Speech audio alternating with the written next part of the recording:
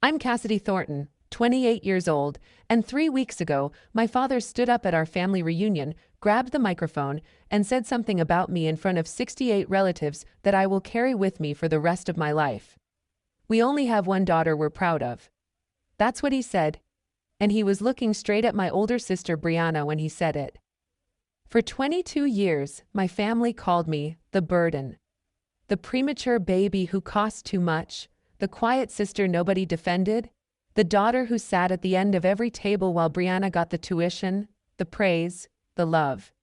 But what none of them knew, not my parents, not my cousins, not a single person in that crowd, was that 6 weeks ago on a Thursday night at my kitchen table, Briana got drunk and confessed everything. The money she'd stolen from our parents, the nursing degree she'd faked, the lies she'd been feeding the family about me since I was 14, and I recorded all of it, 14 minutes that would shatter 22 years of silence. Before I tell you what happened when I pressed play, take a moment to like and subscribe, but only if you feel this story deserves it. And tell me in the comments, where are you watching from, and what time is it right now where you are? Now let me take you back 22 years, to a January night in Georgia, when I arrived in this world 6 weeks too early, and became the debt my family never wanted to pay. I came into this world 6 weeks early, on a Tuesday night in January, in a hospital 40 minutes from our house, because the closer one didn't have a NICU. My lungs weren't ready, my heart wasn't ready, nothing about me was ready. 3 weeks in the neonatal intensive care unit, $87,000 in medical bills. My parents had just closed on their first house 2 months before. My dad, Glenn, was driving trucks for a regional freight company. My mom, Jolene, had quit her receptionist job to stay home with my sister Briana, who was 3. I know the exact dollar amount because my mother made sure I'd never forget it. She told the story at every Thanksgiving, every Christmas, every family gathering where there was an audience. Cassidy almost bankrupted us before she could even open her eyes, she'd say. Then she'd laugh, and the relatives would laugh, and I'd sit there holding my fork so tight my knuckles went white. When I finally came home from the hospital, small and fragile and wrapped in a yellow blanket, my sister Briana looked at me in my crib and asked our mother a question that became the Thornton family's favorite joke for the next 2 decades. Can we send her back? Everyone laughed. My dad, my aunts, my uncles, even my grandmother Edith, though I'd learn later that she stopped laughing long before anyone else did. That question, can we send her back, followed me through every birthday, every report card, every holiday dinner. Briana would say it when I spilled juice. My dad would say it when I got carsick on road trips. My mom would whisper it to her sister Ruth on the phone when she thought I couldn't hear. But I always heard. Growing up, I learned the rules of our family early. Rule 1, Briana comes first.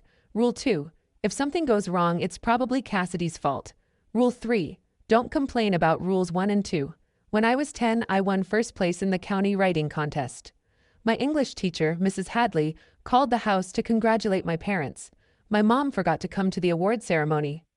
That same week, Briana placed 3rd in a school track meet, and we all went out to Olive Garden to celebrate. I remember sitting in that booth, holding my certificate under the table, wondering if anyone would ask about it. Nobody did. But it was the Thanksgiving I was 14 that cracked something inside me. Briana told my mother, with tears in her eyes, because Briana always knew exactly when to cry, that I'd stolen our grandmother Edith's gold pendant necklace, the one Grandma wore in her wedding photo, the one she'd promised to pass down. I hadn't touched it.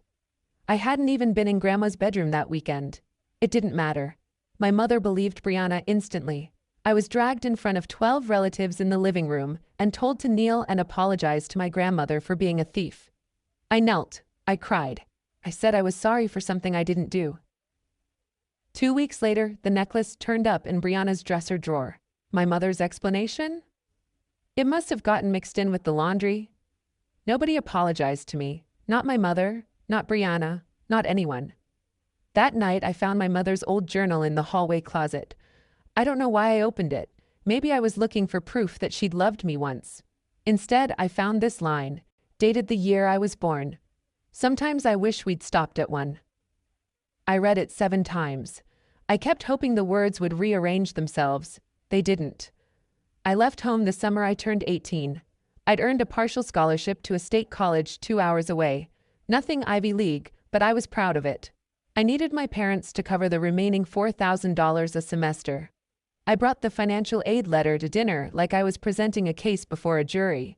My father barely glanced at it. My mother didn't look up from her plate. "We already spent enough on you," she said, "between the hospital bills and your braces and that inhaler you needed every winter. Cassidy, we just don't have it." That same month, my parents wrote a check for Briana's full tuition at a private nursing program. $28,000. No partial scholarship. No questions asked. So I worked. 2 jobs. Barista at 6 in the morning, data entry at a temp agency until 10 at night. I took 5 years to finish what should have taken 4, but I graduated with a degree in accounting and 0 debt. Nobody came to my ceremony. I wore my cap alone in a crowd of strangers and their cheering families. And still, I kept showing up. Every Christmas, I drove 2 hours with gifts I'd wrapped myself. Every Thanksgiving, I brought dessert nobody asked for. I sat at the end of the table. I slept on the couch while Briana got the guest room with the quilt my grandmother made. I called my mother every Sunday evening. She picked up maybe once out of every 3 calls. I told myself it was enough, that if I just kept trying, something would shift, that the love was there, just buried under years of habit and financial stress and old resentment. I wasn't trying to earn their love. I thought I already had it, just trapped under something I hadn't figured out how to move yet. Until 3 months ago, when I discovered what my sister had really been doing behind everyone's back. It started with a coffee shop.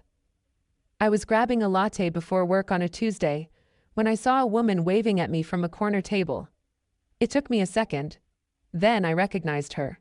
Megan Holt. She and Briana had been in the same nursing program. "Cassidy, right? Briana's sister?" She pulled out the chair across from her. "How's Bri doing? I haven't seen her since, first semester." I almost corrected her. Briana had been telling the family she was a registered nurse for 8 years. She talked about patients she'd saved, overnight shifts that drained her, the calling she'd found. "First semester?" I repeated. Megan's face shifted. "Yeah. She stopped showing up after October. I figured she transferred, but..." She tilted her head. "Wait, your family doesn't know she dropped out?" I set my coffee down very carefully. "I just assumed everyone knew," Megan said quietly. I drove to work with my hands shaking on the steering wheel. That night, I couldn't sleep. I opened my laptop and started searching. The nursing program Briana had attended, it had a public registry of graduates. I scrolled through every name from her year. Briana Thornton wasn't on the list. I dug deeper. My parents had paid $28,000 for that program. When a student drops out in the first semester, the school refunds a portion of tuition, a significant portion. Briana had never returned that money. She'd pocketed the refund and told everyone she'd graduated. For 8 years, she'd been telling our parents, our grandmother, our entire extended family, that she was a nurse. Showing up to holidays in scrubs she bought online, telling stories that sounded real because she'd memorized them from medical dramas. And nobody, not a single person, had ever thought to verify it. The second discovery came because of my mother's own mouth. About 2 months before the reunion, I was on one of those rare Sunday calls where Jolene actually picked up. She sounded tired, distracted. Midway through our conversation, if you could call it that, she muttered something I wasn't supposed to catch. "Your father's retirement fund looks thin. I don't understand it. The market's been fine." I'm an accountant. I notice numbers the way most people notice weather. Something in her tone pinched my attention, and I asked, casually, carefully, if she'd looked at the statements recently. "Briana handles all that," Mom said. "She set up the online access for us. She's so good with that stuff, being in healthcare, she understands finances." I bit my tongue so hard I tasted copper. That night, I did something I'm not proud of. I called my dad's old landline and talked him through pulling up his retirement account online. He didn't know I was checking. I told him I just wanted to make sure his beneficiary info was up to date. The numbers told a story my family never would. Over 4 years, $40,000 had been transferred out of my parents' retirement account in small, irregular amounts. $2,000 here, $3,500 there. Into an external checking account. The routing number matched a bank in Briana's city. I stared at the screen until my vision blurred. Then I called my mother. I told her, as gently as I could, that something was wrong with the retirement fund, that the money hadn't gone to market losses, that it had gone somewhere specific. She cut me off before I finished. Don't be jealous of your sister, Cassidy. Briana manages that account because she's responsible, unlike some people. She hung up. And that's when I understood. Telling them privately would never work. Let me be clear about what was at stake. My grandmother Edith Calloway was 79 years old. She'd built a life on a beautiful property outside Atlanta, a house she and my grandfather designed together before he passed, a garden she'd kept blooming for 40 years, and enough savings to leave something meaningful behind. She was updating her will. She'd told the family as much, and in the 2 months before the reunion, Briana had visited Grandma 4 times. 4 times. My sister, who normally managed 1 visit a year at most, was suddenly the most devoted granddaughter in Georgia. She brought flowers. She brought homemade soup, which I later learned she'd bought from a deli and transferred into her own containers. She sat at Grandma's kitchen table and held her hand and talked about her nursing career. My mother told the family, "Briana is taking such good care of Mom. She's so selfless." I knew what was happening. Briana was positioning herself. She wanted to be the name on the will, the sole inheritor, the golden child's final trophy. If I stayed silent, 3 things would happen. My parents would lose more money they couldn't afford to lose. My grandmother would be deceived into rewriting her legacy based on lies. And I would lose the last person in my family who had ever truly seen me. I wasn't planning revenge. That word feels too sharp, too clean for what this was. I was trying to protect my grandmother from the same person who'd stolen from my parents, lied about her education, framed me for theft when I was 14, and spent 22 years making sure I never had a seat at the family table. But I needed proof, not suspicion, not accounting spreadsheets. Proof that couldn't be explained away, reframed, or buried under my mother's denial. I needed Briana's own words. 3 weeks before the reunion, I texted my sister. "Hey Bri, I know things have been weird between us. Can we talk before the reunion? I don't want it to be awkward in front of Grandma." She replied in 4 minutes. "Sure? Your place?" That should have told me everything. Briana never came to my apartment. She thought my neighborhood was beneath her.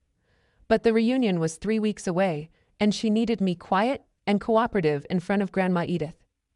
A quick visit to pacify the difficult sister, worth the drive. She showed up on a Thursday evening in a silk blouse and designer jeans, carrying a bottle of Pinot Grigio. She hugged me at the door, tight, performative, and immediately started scanning my apartment with that pitying look she'd perfected. "It's cozy," she said. The word dripped. I opened the wine. I poured her glass fuller than mine. I set my phone on the bookshelf behind us, screen down, recording app running. Georgia is a one-party consent state. I was that party. We sat at my kitchen table and I started small. "So how's work? The hospital keeping you busy?" Briana launched into a story about a patient who'd coded during her shift last Tuesday. She told it with hand gestures, pauses, vocal inflections, the whole performance. She'd always been good at this, making fiction feel like memory. I let her finish. Then I said as casually as I could, "That's crazy. Hey, I actually ran into Megan Holt last month, your old classmate. She said something kind of weird." Briana's wineglass paused halfway to her lips. "Megan talks too much," she said.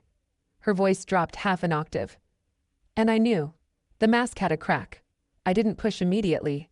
I poured more wine. I let the silence work. Briana finished her second glass, then her third. The Pinot Grigio was doing what I couldn't, loosening the bolts she kept so carefully tightened in public. "Bri," I said quietly, "I'm not judging you. I just want to understand. We're sisters." She stared at me for a long time. Then, something shifted behind her eyes. Not guilt, not fear, but something worse. Contempt. The kind that comes from believing you're untouchable. "You want to understand?" She leaned back. "Fine." And then Briana Thornton, golden child, beloved daughter, family nurse, started talking. I didn't finish nursing school. Big deal. It wasn't for me. She waved her hand like she was brushing away a gnat. Mom and Dad's tuition money? They owed me that for all the years I had to be the perfect one while you were draining them dry. My chest tightened. I said nothing. You know what I told Mom when you were 14? That you stole Grandma's necklace? She smiled. Actually smiled. I took it. I needed it gone for Thanksgiving so you'd look bad. And it worked. Every single time. She poured herself another glass. Her hand was steady. Her conscience was clear. All I ever had to do was cry. And Mom took my side. Every time. You were always so easy to push out of the way, Cass. You never fought back. You just took it. Under the table, my hands were trembling. My jaw ached from clenching. But I kept my face still. I kept my breathing even, because the phone on the bookshelf was catching every syllable. And Briana wasn't done. The wine had peeled away the last layer. Dad's retirement account? Briana tilted her glass, watching the light refract through the wine like she was admiring a jewel. I've taken about 40 grand over the last 4 years. Small amounts. They'll never figure it out. They think the market crashed. She laughed. A short, bright, careless sound. And Grandma? I asked. My voice was steady. Barely. Briana leaned forward, elbows on the table. Why do you think I've been visiting her, Cass? She's rewriting her will. I'll make sure my name is the only one that matters. She held my gaze. And then she said the thing that sealed everything. And you? You'll get nothing, just like always. She set her glass down gently. Because in this family, I'm the daughter. You're the bill. You're the bill, not the burden. The bill. Like I was a debt they'd never wanted to pay. Briana yawned 15 minutes later and fell asleep on my couch with her shoes still on. I pulled a blanket over her because even then, even after all of that, she was still my sister, and I didn't know what else to do with that. Then I went to the kitchen. I sat in the dark. I picked up my phone and stopped the recording. 14 minutes and 22 seconds. I didn't cry. I wanted to. But something had shifted in me, something tectonic and irreversible, and crying felt like going backward. I played the recording once from the beginning, just to make sure it was clear. Briana's voice came through the speaker, sharp and certain. You were always so easy to push out of the way. 14 minutes. That's all it took for 22 years of lies to collapse into a file on my phone. The question was no longer if, it was when and where. Now I'm going to pause here for just a second because I need to ask you something. If you were me, sitting alone in that dark kitchen with 14 minutes of truth on your phone, would you play it privately for your parents? Or would you wait for the one moment when the truth couldn't be swept under the rug? Drop a 1 in the comments for tell the parents, or a 2 for wait for the reunion. And if you're invested in this story, hit that subscribe button. Because what comes next is the part I still can't believe happened. Now, back to the story. 2 weeks before the reunion, I made a phone call that changed everything. My Aunt Ruth picked up on the second ring. Ruth Calloway is my mother's younger sister, quieter, sharper, and the only person in the family who ever looked at me like I was a whole person and not a footnote. When I was 8 and had pneumonia, Ruth drove 3 hours in a snowstorm to sit by my bed. When I graduated college alone, she was the one who sent flowers. The card read, I see you, Cassidy, always have. Hey, sweetheart, she said. What's going on? I didn't tell her about the recording, not yet. I just asked, carefully. Aunt Ruth, have you ever thought something was off about Briana?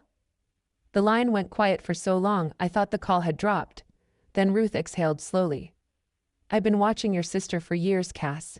Something doesn't add up. The career stories, the money, the way she handles your parents. But I could never prove anything. She told me she'd tried, once. 3 years ago, she mentioned to Jolene that Briana's stories about work seemed inconsistent. Jolene's response was immediate and nuclear. She stopped talking to Ruth for 6 months, cut her out of family group texts, told the cousins Ruth was going through something. Your mother will destroy anyone who threatens Briana's image, Ruth said, including her own sister. I closed my eyes. Aunt Ruth, are you handling the slideshow at the reunion? The projector setup? I'm doing the tech for the family photo montage, yeah, why? If I needed to connect a phone to that projector, would that be possible? Silence again. Then, it's just an HDMI adapter. Cassidy, what are you planning? I might have something the family needs to hear. She paused. I could hear her breathing. I don't know what you have, she said finally, but I trust you. I'll make sure the equipment works. 10 days before the reunion, a handwritten envelope arrived at my apartment. The stationery was cream-colored, the handwriting shaky but deliberate. My grandmother Edith's. She still wrote letters by hand. She said email was for people in a hurry, and she'd earned the right to take her time. My dear Cassidy, the letter read, the reunion is July 19th. I want both my granddaughters there. I want to see your face. Please come. Love, Grandma. I held that letter against my chest like it was something fragile. 20 minutes later, my phone rang. Mom. You got the invitation, Jolene said, not a question. I did. Good. Now listen. Her voice shifted into the tone I knew by heart, the managerial tone, the one that made instructions sound like favors. You're invited, but behave yourself. Briana is giving a speech about her nursing career, and your father is saying a few words. Just sit and smile and be grateful you're included. I gripped the phone tighter. I'll be there, Mom. And wear something decent, Cassidy. Last time you looked like you didn't even try. I said nothing. Oh. And Mom is making some big announcements at the reunion, Jolene added, almost casually. Family decisions, important ones. So just don't make it about you. She hung up before I could respond. She always did. I sat on the edge of my bed and read Grandma Edith's letter one more time. Then I opened my closet and looked at the white dress I'd been saving for something I couldn't name. Something that mattered. This was Briana's stage. My parents had cast the roles. She was the star. I was the background extra who should be grateful for a seat. But I was done with their script. I was bringing my phone and my own story. The night before the reunion, I sat on my living room floor with my phone and a pair of earbuds and listened to the recording one more time. Briana's voice filled my ears, close and clear and cruel. You were always so easy to push out of the way. I heard myself asking about Grandma, my voice thin and careful. And then Briana. You'll get nothing. Just like always.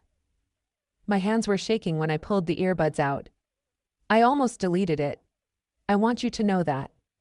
My thumb hovered over the trash icon for 10 full seconds, and every year of conditioning screamed at me to keep the peace, to swallow it, to be the good daughter who never makes trouble. But then I thought about my grandmother's letter. I want to see your face. I thought about my dad's retirement account, bleeding quietly for 4 years. I thought about my 14-year-old self, kneeling on a living room floor, apologizing for a theft she didn't commit.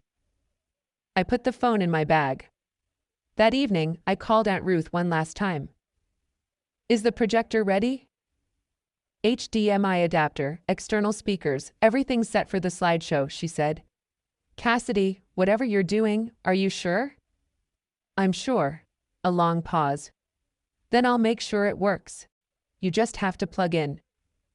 After we hung up, I wrote a letter to my grandmother. Short, honest. I sealed it in an envelope and slipped it into my bag next to the phone. It said, Grandma, I'm sorry if what happens tomorrow hurts you, but you've always taught me that the truth matters more than comfort. I hope you still believe that. I didn't sleep that night. But for the first time in years, I wasn't afraid of what morning would bring. I was ready. The Callaway estate sat on 3 acres of rolling Georgia green, 20 miles outside Atlanta, wrapped in old magnolia trees and a white fence that my grandfather had painted every spring until the year he died. Grandma Edith hosted the family reunion there every 5 years. This one was the biggest. 68 people across 4 generations of Callaways and Thorntons. Long banquet tables draped in white cloth stretched across the back lawn. String lights hung between the magnolias, waiting for dusk. A projector screen stood near the main table, already set up for the family photo slideshow, Aunt Ruth's work. I arrived early. White dress, hair down, phone in my clutch, heart in my throat. Aunt Ruth was adjusting the speaker cables near the projector. When she saw me, she nodded once. Calm, steady. She tilted her head toward the HDMI adapter resting on the edge of the tech table. I understood. The guests filtered in over the next hour. Cousins I hadn't seen in years. Great aunts who pinched my cheeks. Uncle Frank with his booming laugh. Kids chasing each other around the garden chairs. Then Briana arrived. Red dress. Expensive heels. Full makeup. She floated through the crowd like a celebrity at a premiere. Kissing cheeks, squeezing hands, performing warmth so convincingly I almost believed it myself. She went straight to Grandma Edith and wrapped her in a hug that lasted just long enough for 3 people to photograph it. My parents flanked Briana like bodyguards. Glenn in his pressed khakis, Jolene in a floral dress, hand on Briana's shoulder, beaming. The perfect trio. I stood near the back, by the hydrangea bushes, holding a glass of sweet tea I didn't drink. And Grandma Edith, mid-hug with Briana, looked over her granddaughter's shoulder, found me in the crowd, and gave me a small, sad smile that broke something in my chest. Dinner was served at 6. Fried chicken, collard greens, cornbread, peach cobbler. The Callaway reunion spread hadn't changed in decades. People filled their plates, found their seats, and settled into the kind of warm, loud chaos that big Southern families specialize in. I sat at the far end of the second table. Nobody had assigned seats, but somehow the family geography always pushed me to the perimeter. After dinner, my mother stood up and tapped a fork against her glass. The conversations quieted. Before we do the slideshow, Jolene announced, Briana has something she'd like to share. Some of you know she's been doing incredible work as a nurse. Bri, honey, come on up. Applause. Warm, encouraging, trusting applause from 68 people who had no reason to doubt. Briana walked to the front with the ease of someone who'd rehearsed this in the mirror. She took the wireless mic from Ruth's tech table and smiled. The practiced, symmetrical smile that had gotten her out of every corner she'd ever been backed into. Thank you, Mom. She pressed a hand to her chest. Nursing has been the most rewarding experience of my life. Last month, I helped a patient recover from a stroke. She held my hand and told me I saved her life. People murmured with admiration. Grandma Edith nodded proudly. 5 minutes of pure fiction, delivered flawlessly. When Briana finished, she got a standing ovation from the front table. My mother was crying, the graceful, single-tear kind she'd perfected at church. Then a great aunt at my table leaned over and patted my arm. "And what do you do, dear?" Before I could answer, my mother's voice cut across the lawn. "Cassidy works in accounting," Jolene said. "Somewhere." Scattered laughter. Briana smiled into her wine glass. I felt my face burn, but I kept my hands flat on the table. Not yet. The sun was sinking behind the magnolias when my father stood up. Glenn Thornton was not a natural speaker. He was a quiet man who'd spent his life driving trucks, watching ESPN, and agreeing with whatever Jolene told him was true. But tonight, Jolene had given him a script, and he read from a folded piece of paper she'd tucked into his shirt pocket before dinner. "I want to thank everyone for being here," he started. His voice was thin through the mic. This family means everything to us." He paused, looked at Briana, who sat at the front table next to Grandma Edith. "Jolene and I." He swallowed. "We only have one daughter we're truly proud of." The lawn went still. "Briana, you are our greatest achievement. Everything you've done, your career, your heart, the way you take care of this family, we couldn't have asked for a better daughter." Applause, not thunderous. There was an awkward undercurrent, a few people glancing around, a cousin shifting in her chair. But enough people clapped to make it feel sanctioned. Nobody looked at me. Nobody needed to. I sat at the back table. 68 people in front of me. My father's words still hanging in the summer air like smoke. "We only have one daughter we're truly proud of." He hadn't misspoken. He hadn't been ambiguous. He had said, in front of every aunt, uncle, cousin, and grandparent in our family, that I didn't count. My grandmother Edith turned slowly in her chair, found me, saw the redness in my eyes. Her brow creased with something I hadn't seen from her in years, alarm. I placed my hand on my clutch, felt the hard edge of my phone through the fabric. 22 years. I stood up. I didn't rush. I didn't storm. I rose from my chair the way you rise when you finally made a decision you've been turning over for weeks. Slowly. Deliberately. Like gravity had changed direction, and standing up was the only thing left that made sense. Heads turned. A few cousins whispered. My mother noticed first. Cassidy, Jolene's voice was sharp and low. Sit down. What are you doing? I didn't answer. I walked between the two banquet tables. 68 faces tracked me like I was crossing a stage. The string lights had come on. The air smelled like peach cobbler and fresh-cut grass, and my heartbeat was so loud I could feel it in my fingertips. Briana watched me from the front table, her wine glass frozen halfway to her mouth. Confusion first, then suspicion, then something I'd never seen on my sister's face before, a flicker of fear. I reached the tech table. Aunt Ruth stood beside the projector, arms at her sides. She didn't ask a question, she didn't need to. She picked up the HDMI adapter and held it out to me. I pulled my phone from my clutch, plugged it in. The projector screen lit up behind me, a white glow replacing the frozen family slideshow. My father stepped forward. Cassidy, this is not the time. Actually, Dad. I looked at him, steady. This is exactly the time.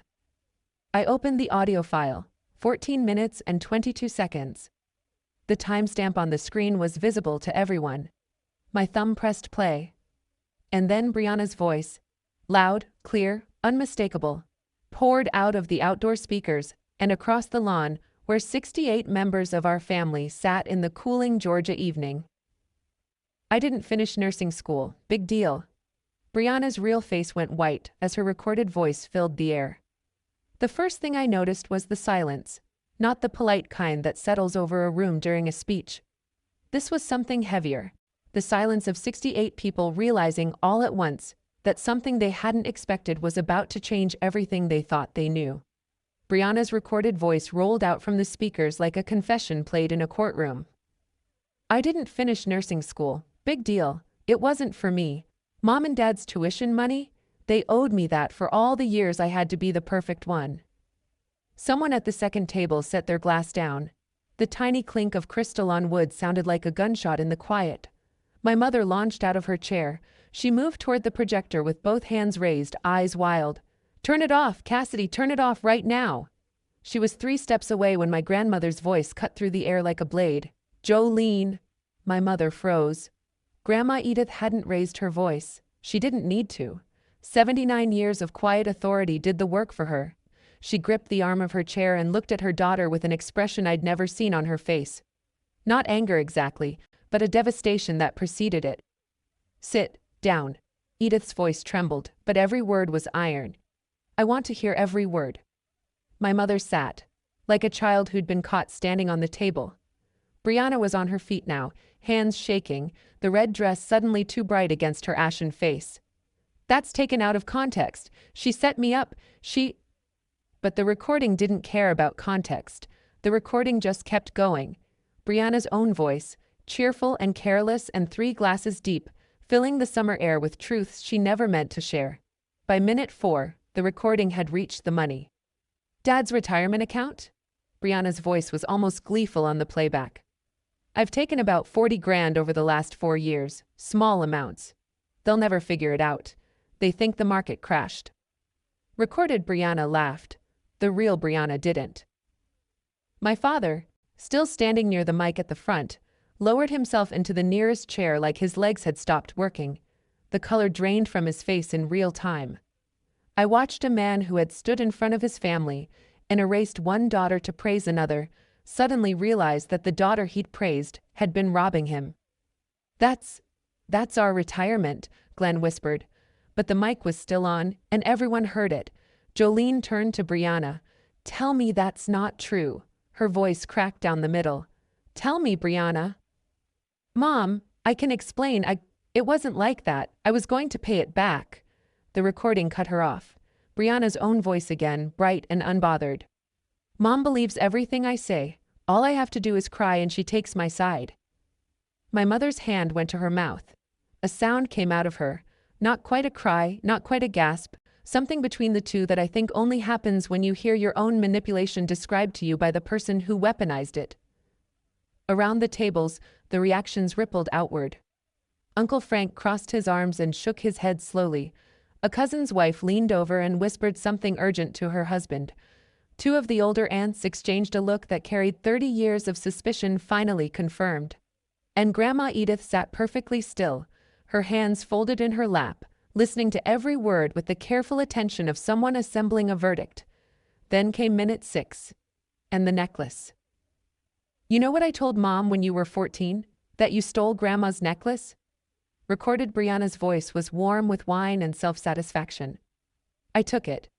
I needed you out of the picture for Thanksgiving, and it worked." The sound that came from my grandmother was small, but it stopped everything. Edith pressed her hand flat against the table. Her fingers were shaking. She turned and looked at me, not with pity, but with a horror that told me she was reliving that Thanksgiving. The 14-year-old girl on her knees, apologizing for a crime she hadn't committed. The granddaughter she'd watched be humiliated while the real thief stood beside her, dry-eyed and smiling. "Oh, sweetheart," Edith whispered. I don't think anyone else heard her, but I did. The recording rolled on. Minute 7. "Why do you think I've been visiting Grandma? She's rewriting her will. I'll make sure my name is the only one that matters." Edith's grip on the table tightened until her knuckles went bone white. "And you?" Recorded Briana leaned into the mic like she was sharing a secret. "You'll get nothing, just like always, because in this family, I'm the daughter. You're the bill." That was the moment Briana ran. She shoved her chair back with a screech that tore through the quiet. She grabbed her purse, kicked off one heel and half ran, half stumbled across the lawn toward the garden gate, her red dress catching the string lights. But the estate was 3 acres, the gate was far, and 68 people watched her every step. Cousin Marcus, 24, built like a linebacker, arms folded, was standing by the garden path. He didn't grab her, he didn't speak, he just stood there. And Briana stopped. Behind her, Grandma Edith rose from her chair. My grandmother walked to the front of the gathering, the way women of her generation do when they've reached the limit of what they'll tolerate. Slowly, straight-backed, with a dignity that makes silence feel mandatory. Someone handed her the wireless mic. She held it with both hands. "I have spent 79 years building this family," Edith said. Her voice shook, but it carried. "And today I learned that the person I trusted most in it has been lying to all of us." She turned to me. "Cassidy." I couldn't breathe. "I owe you an apology." Her eyes glistened. "I watched them push you to the side for years. I told myself it would get better. I told myself your mother would come around. I should have spoken sooner. I should have fought harder for you, and I am deeply, deeply sorry." I pressed my lips together. I would not cry in front of 68 people. I would not. Edith turned back to the crowd. "I will be meeting with my attorney on Monday morning. My will, as it currently stands, will be rewritten." She paused, letting that land. "I want every person here to know why." The lawn was so quiet, I could hear the cicadas in the magnolias. "Not because of money," Edith continued, "because trust, once broken, has to be earned back." She looked at Jolene, who sat motionless in her chair, mascara streaked, then at Glenn, who stared at his hands. "And some of you have a lot of earning to do." At the edge of the garden, Briana stood frozen, one shoe on, clutch pressed against her chest, tears running down her face. I stood beside the projector, phone still connected, recording ended. I hadn't said a single word since pressing play. I didn't need to. The truth had said everything for me. I want to stop here for a moment, because this part still sits heavy with me. Do you think my grandmother did the right thing? Or was it too much, announcing it like that, in front of everyone? Drop justice in the comments if you think she was right. Drop too far if you think the will conversation should have stayed private. I genuinely want to know what you think, and if you haven't subscribed yet, we're not done. There's still fallout I need to tell you about. Let me keep going. The reunion didn't end, it fractured. After Grandma Edith's announcement, the gathering split like a cell dividing. Nobody left. This was too seismic to walk away from. But the lawn rearranged itself into clusters, each one processing a different piece of what had just happened. The older relatives, Uncle Frank, Aunt Lois, The great aunts who remembered Edith's late husband gathered around my grandmother like a protective ring. Frank put his hand on Edith's shoulder and said, low but audible, "We're behind you, Edith, whatever you need." A group of younger cousins drifted toward me, not accusing, not celebrating, just present. My cousin Danielle, who I hadn't spoken to in 3 years, touched my elbow. "How long have you known?" she asked. No judgment, just wanting to understand. And Briana came back.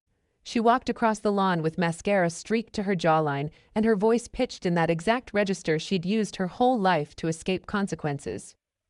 "That recording was manipulated," she said to anyone who would listen. "She set me up. She got me drunk. This is entrapment." Most people looked away. A few shook their heads. Then Aunt Ruth spoke. She'd been standing quietly by the projector table the entire time, arms folded, watching. Now she stepped forward. "Briana," Ruth said, calm as a lake. "I've had my doubts about you for 3 years. I told your mother, and she cut me out of the family for it." She looked around the lawn. The recording just confirmed what I already knew.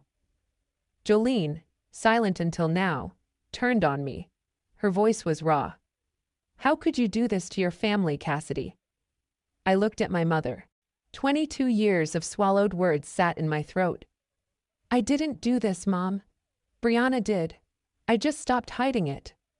I found a quiet spot at the edge of the garden, near the stone bench where Grandma used to read to me when I was small enough to sit in her lap. The party noise was behind me. Fragments of urgent conversations, someone's child asking why Aunt Briana was crying, the clink of dishes being cleared by people who needed something to do with their hands. My father found me there. Glenn stood a few feet away, hands in his pockets looking at the ground. His eyes were swollen. He didn't look like a man who'd just given a speech. He looked like a man who'd just had one given to him. "Did I really say that?" His voice was hoarse. "That we only have one daughter? You said it in front of 68 people, Dad." He winced like I'd touched a burn. "Your mother, she wrote those words. She put the paper in my pocket and told me what to say. And you chose to read them." He didn't argue. He didn't deflect. He just stood there, absorbing it, the way a wall absorbs a hit. "I'm sorry, Cassidy." His voice broke on my name. "I don't know how to fix this." I looked at him for a long time. This man who'd driven trucks for 30 years, who never spoke up at dinner, who let his wife and eldest daughter write the rules while his youngest daughter paid the price. He wasn't a monster. He was something almost worse, a bystander who loved me quietly and never once let that love be loud enough to matter. "I'm not asking you to fix it right now, Dad." I said it gently. Not because he'd earned gentleness, but because cruelty had never been my language. "I'm asking you to stop pretending I don't exist." He cried. I'd never seen my father cry in 28 years. There was no hug, no resolution. Just 2 people standing in a garden, learning how to start from the wreckage. I was sitting on the porch steps when Grandma Edith came and lowered herself down beside me. She moved carefully. Her hip had been bothering her for months. But she refused my hand and sat on her own terms. For a moment, neither of us spoke. The evening had turned blue dark. Fireflies blinked over the back lawn where an hour ago, everything had changed. "You held on to that recording," Edith said. Not a question. "You could have used it to hurt her weeks ago, but you waited." "I almost didn't play it, Grandma. I almost walked out." "But you didn't." She reached over and took my hand. Her skin was thin and cool, but her grip was firm. And I'm grateful, because I almost gave everything I have to a liar. I shook my head. "I don't need anything from your will, Grandma. That's not why I—" "Hush." She squeezed my hand. "This isn't about what you need. It's about what you deserve, and about what's right." She looked out at the garden where the string lights swayed in the evening breeze. The guests were beginning to leave. Slow, quiet goodbyes instead of the usual boisterous Callaway farewell. "I'm meeting my lawyer Monday," she said. "Briana's portion will go into a trust. She can access it when she pays back every cent she stole from your parents and gets honest about her life. Not before." Then she told me something that knocked the breath out of me. "I put your name in my will 30 years ago, Cassidy. When you were born. Your mother asked me to remove it when you were 6. She paused. I refused, but I stopped talking about it, to keep the peace. She looked at me with wet eyes. I should never have kept quiet. Quiet is how this family got here. 1 week after the reunion, the fallout wasn't slowing down. It was compounding. Briana tried the social media route first. She posted on Facebook. My own sister stabbed me in the back at our family reunion. I've never felt so betrayed. The post got 11 likes, all from friends who hadn't been there. Then cousin Marcus commented, "We all heard the recording, Briana. You stabbed yourself." 27 people liked his reply. Briana deleted the post within the hour. The family group chat went through a seismic shift. Briana was removed, not by one person but by a quiet consensus. Danielle simply created a new chat and didn't add her. Nobody objected. My father called me on a Tuesday evening. It was the first time in my life he'd dialed my number without Jolene prompting him. I pulled up the retirement account statements, he said. His voice sounded 10 years older.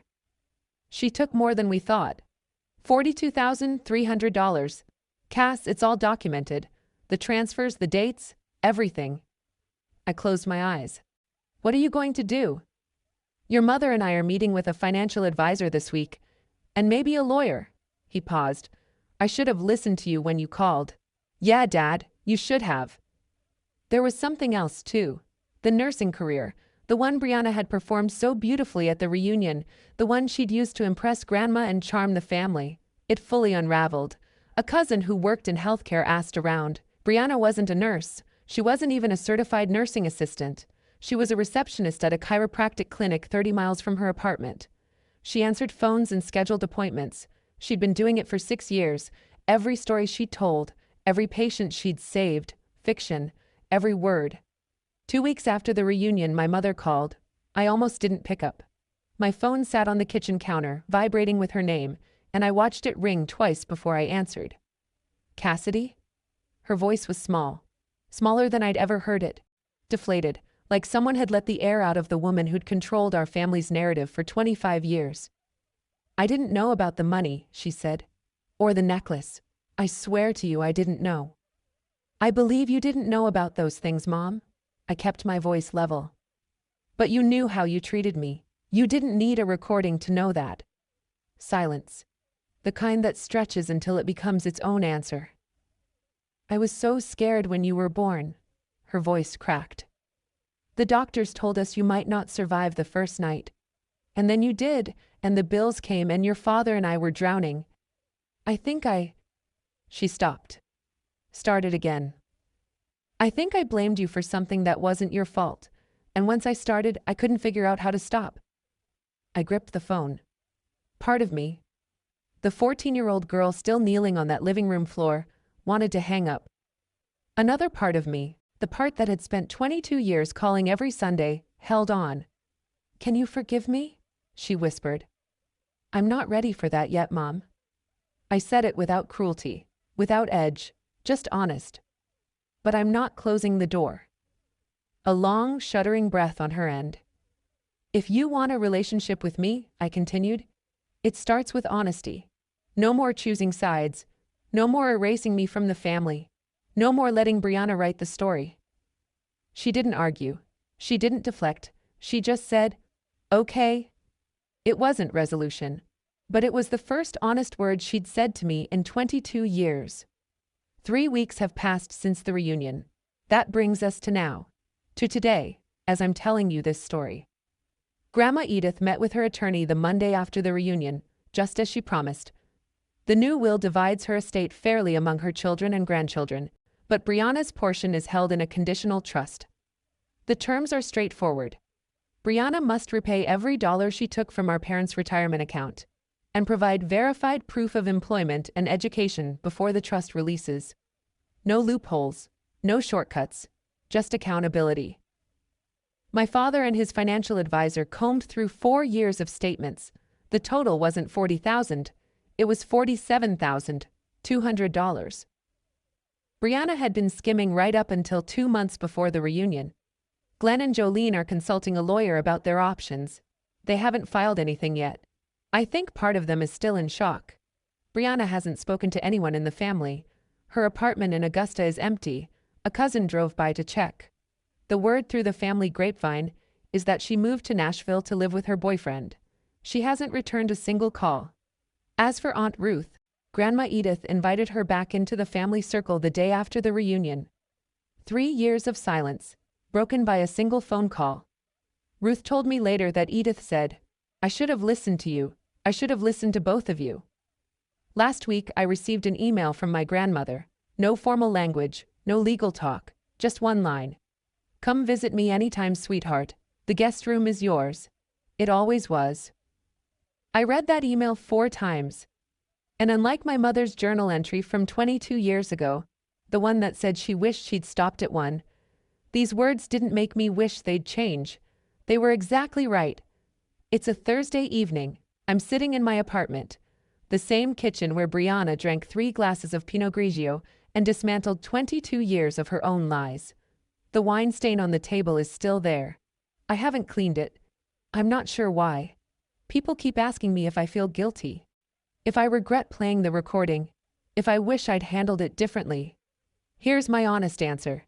I didn't play that recording to destroy my sister. I played it because for 22 years, my family had been telling a story about me that wasn't true, and I was the only person who could change the narrative, not with anger, not with speeches, just with the truth, played out loud in a space where it couldn't be whispered away.